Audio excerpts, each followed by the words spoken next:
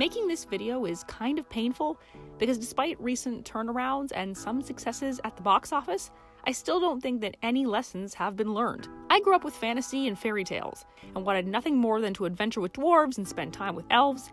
I loved traveling to new worlds in my imagination and seeing amazing sights and going on epic adventures. And one of the greatest drives for my imagination as a kid was Disney.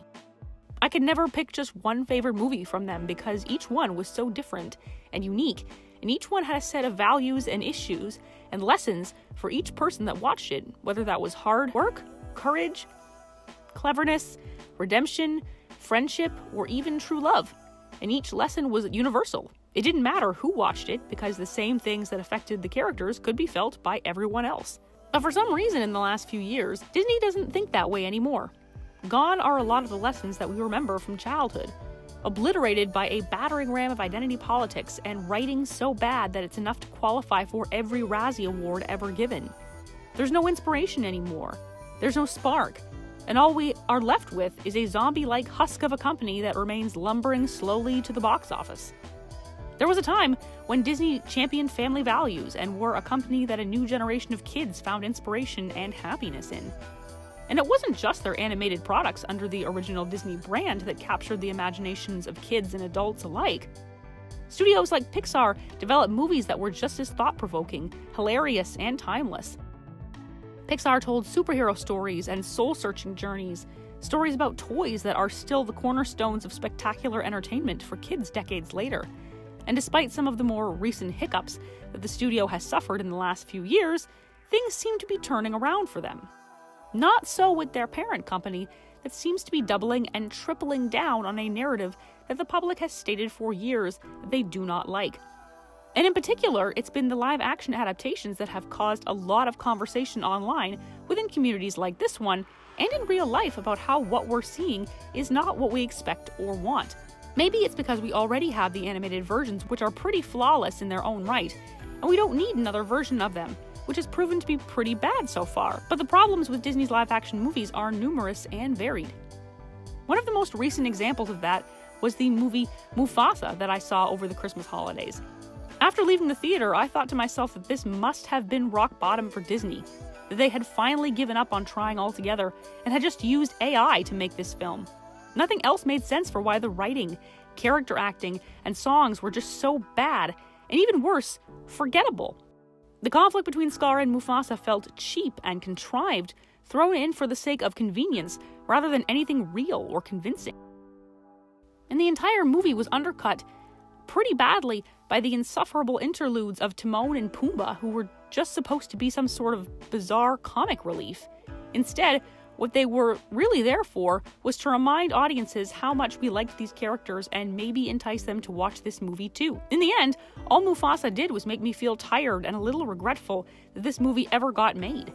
But this movie really was just the summation of the last few years of live-action Disney garbage. There is a distinct lack of respect that Disney execs have for their own properties. Whether that loss comes in the form of changing a character's motivations or abilities, injecting utterly terrible actors into the main roles, or else adding identity politics where there was previously none, the stories themselves are being mocked. Take Aladdin, for example. The animated movie made Princess Jasmine into a headstrong, bold character that had certain flaws but saw the hearts of people before she ever saw their rank. She was far more interested in Aladdin the Thief than Prince Ali. She treated him with disdain at first because she thought him to be like every other hollow or pompous suitor that had come for her hand. It wasn't until he won her over with an interest in her as a person that she warmed up to him. The movie was all about their love story, along with some awesome songs that are still iconic. And it was also about a genuine friendship between Aladdin and the genie, who we set free by the end of the movie in an emotional but tender scene. The city of Agrabah in the Arabian desert felt exotic and colorful, full of culture and history and mystery, and was one of my favorite movies because of the richness of the world building. Jafar was a great villain, a master puppeteer, working behind the scenes to bring about the Sultan's destruction. Every part of that movie was perfect, and in the live action, we got next to none of that. Aladdin and Jasmine's love story was all but non-existent. Jafar was a spittle-hurtling idiot. Will Smith was Will Smith, And of course, there was your trans fat brand of feminism that has managed to sneak itself into every corner of Hollywood since 2017. Maybe even earlier than that. I will say that I liked the song Speechless at first, until I realized that it had absolutely nothing to do with Jasmine and everything to do with the writer's perception of her. Jasmine didn't want political power, she wanted to love the person that she married. This lack of respect for the love story of Aladdin and Jasmine, along with, of course, the terrible acting from Jafar, is what made the movie nearly unwatchable in my opinion.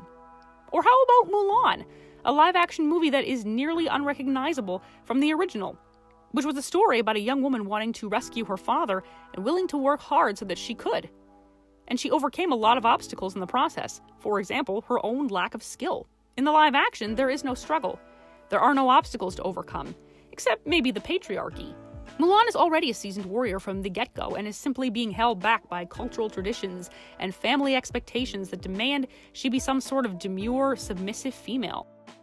As soon as the opening scene portrayed her as some sort of kung fu master with a ridiculously high midi-chlorian count, well, it became hard to get invested in this film at all, when the only reason for the film's existence is to smash the patriarchy. Of course, we have Peter Pan and Wendy that has forsaken every one of the values of its animated version. The writers didn't understand or respect Wendy enough to know that she was a mothering, caring figure as well as a moral compass to her brothers, and Peter and the Lost Boys. Because apparently nurturing, caring, compassionate individuals don't really seem to be all that interesting in their eyes. And then we have The Little Mermaid. But honestly, that was probably one of the most boring films that Disney has ever put to live action. The CGI was some of the worst I have ever seen and made the vibrant world of Atlantica seem dull, lifeless, and completely unimaginative. There was no magic, and a lot of the characters felt stiff and wooden. Additionally, the important moments for the character of Eric were removed and given to Ariel, leaving Prince Eric to play the damsel in distress as modern Disney movies would have all princes be, it seems. And we can't forget about the live-action backstory for Cruella de Vil that shares absolutely no comparisons with the cartoon villain other than the name. The movie exists to make Cruella out to be a victim of society and of course a girl boss, rather than the evil and cruel woman that she was, simply because that was her character in the animated films. And finally, we can't forget about the feminist power fantasy that is Snow White, which is set to release in March. That movie truly has all the excitement of a funeral dirge. Rachel Zegler seems to be doing everything in her power to make that movie a catastrophic failure every time she opens her mouth. All of this amounts to say that Disney execs lack an understanding of just what it was that made their story so popular in the first place. In my opinion, Cinderella is the only good live-action adaptation that they have ever done, and they show no signs of stopping. I also refuse to believe that the company that made these animated masterpiece movies also made these. One of the best things about the animated Disney films were the rich worlds that were created. Places like Agrabah, Atlantica, Notre Dame in Paris, ancient China, the fairy tale world of Sleeping Beauty. All of them had a way of grabbing the watcher and pulling them in until we wanted to go there. It was art that inspired imaginations and won awards, and as a result is still talked about. I sometimes think that 2D animation is far superior to CGI images because of how artistic looking the end product is. CGI can be great when it is used to make art and not just what it's been primarily used for in the last few years, which is content. And unfortunately, the Disney live-action movies have become nothing more than content. Why does the Cave of Wonders look like a forgotten pirate grotto? Why does the Beast look like some taxidermy puppet come to life? Why does Ariel look like she's swimming in the depths of a prehistoric pond? It's very odd to me that computer-generated images of the last few years somehow look far worse than the animated versions from 20 to 30 years previously. The animated Disney movies were full of bright colors and sparkle, reminding us that we had come to watch a fantasy world with characters who lived exciting lives. The CGI of today's incarnations, however, lack all of that magic and luster. The scenes that used to blow our minds as kids now look dull and lifeless, dark and completely uninspiring. The Cave of Wonders was supposed to be the most fantastic element of the movie, and instead, it looks like the Wish version of Isla de Muerta from Pirates of the Caribbean. And the scenes of Africa and the savannah do not hold nearly the same weight as they did in the version from the 90s. And add to that the fact that CGI lions can't emote nearly as much as the 2D artwork, and you have a movie that's 30 years newer and still feels completely cheap. Disney has all the money in the world, and yet they have utterly failed to capture the fantastical aspects of their own properties in almost all of their live-action films. We also recently saw the CGI nightmares that are apparently passing for dwarves in the new Snow White adaptation, and this is probably the lowest that Disney has ever sunk in terms of CGI. There is nothing charming about these 7 little men, or even distinctive for that matter, except for maybe Doc, who is the only one with glasses. They look almost like gremlins and have very mean-looking little faces that would scare a child rather than delight them. It makes watching these movies a chore rather than a joy and an experience. It ensures that all imagination and creativity is gone because so little effort and thought was put into the visual experience. As a result, the magic of these movies doesn't exist anymore. And along with the magic being gone, so are the lessons. There is something to be said about the value of hard work that simply isn't a standard that is taught anymore. Disney live-action remakes fail to uphold the lessons that the animated versions taught us. Not only that, they impart terrible teachings in place of them. The live-action Pinocchio is one such example. In the original storyline, Pinocchio is convinced not to go to school by Honest John and Gideon the Cat, despite the warnings of Jiminy Cricket. When he visits Stromboli, he becomes the star attraction, but not without the consequence of never being able to leave. Twice during the movie, Pinocchio's bad choices lead him astray, forcing him to face the consequences of his actions and becoming a better, less selfish person as a result. In the 2022 version, however, Pinocchio is made to be a victim of society instead, being kicked out by his headmaster for being a puppet. The movie makes it seem as if he had no choice but to go to Stromboli's when the choices were in front of him all along. Additionally, the movie causes Pinocchio to be the one to save Geppetto from dying rather than Pinocchio himself perishing instead.